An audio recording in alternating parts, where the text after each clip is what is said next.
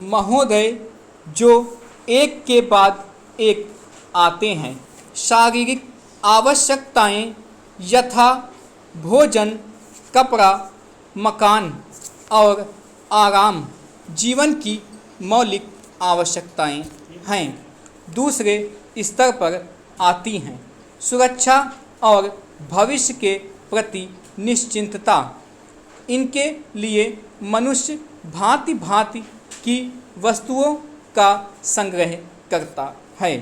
फिर है सामाजिक आवश्यकताएं, जैसे अपने परिवार के भीतर और फिर बाहर के दूसरे लोगों से अच्छे संबंध बनाए रखने के लिए सामाजिक, आर्थिक, राजनैतिक और मनोरंजनात्मक संगठन बनाना। चौथे स्तर पर है अहम संबंधी आवश्यकताएं, जैसे आत्मसम्मान, आत्मविश्वास और आत्मतुष्टि आदि। आत्म परितोष अथवा उन्नति, विकास और ख्याति प्राप्ति की क्षमताओं को साकार करना व्यक्ति की अंतिम और उच्चतम अपेक्षाएं हैं। इन आवश्यकताओं की पूर्ति के लिए मनुष्य अपने आसपास उपलब्ध पर्यावरण का दोहन करता है। जल, थल, वायु ही नहीं, पेड़ पौधों, पशु पक्षी, जीव जंतुओं तक का उपयोग करता है। सभी शक्तियों का, यहाँ तक कि सबल व्यक्ति अपने से निर्बल व्यक्तियों तक का दोहन करता है, जो शोषण की सीमा तक पहुँच जाता है। इसके लिए भांति भांति की तकनीकें खोजी और अपनाई जाती हैं। प्रौद्योगिकी ने मनुष्य की भांति भांति की आवश्यकता की वस्तुएं अभूतपूर्व प्रचुरता से देकर संतुष्ट किया है और आवश्यकता की सीमा रेखा भी खिसकाई है। विलासिता और सजावट की ऐसी सामग्री भी दी है जो अब बहुत कुछ आवश्यकताओं में गिनी जाने लगी है।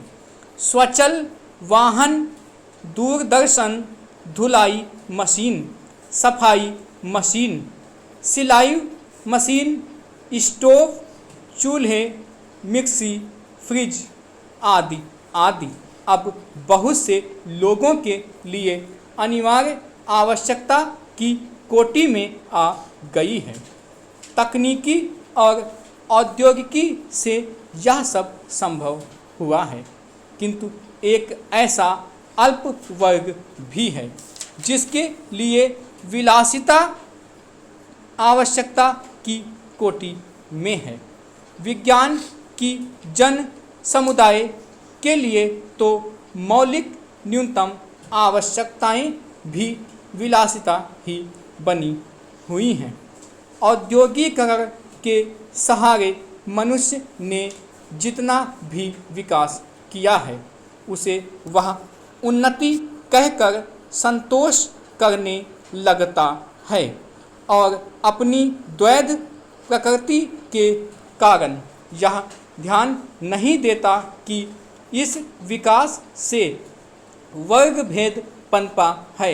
अमीरी गरीबी के बीच की खाई चौड़ी हुई है।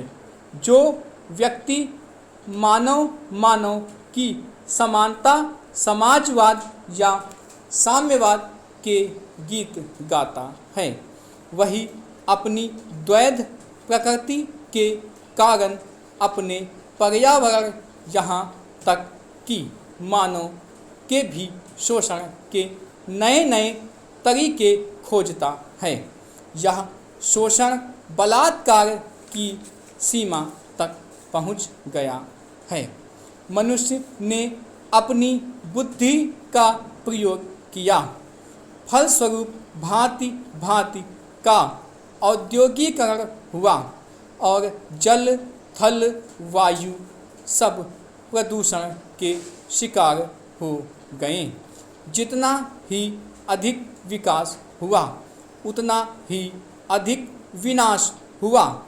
प्राकृतिक संपदा का भीषण ह्रास हुआ। व्यापक वन विनाश से भूमि बंजर और मरुस्थल बन गई। एक बड़ा हवाई जहाज एक दिन में जितनी ऑक्सीजन खर्च करता है उतनी ऑक्सीजन 17,000 हेक्टेयर वन में तैयार होती है, और वन बचे ही कितने हैं। इस उद्योग प्रधान सभ्यता का केंद्र पूंजी है और धर्म स्वार्थ है। मनुष्य मनुष्य का शोषण कर रहा है। देश देश का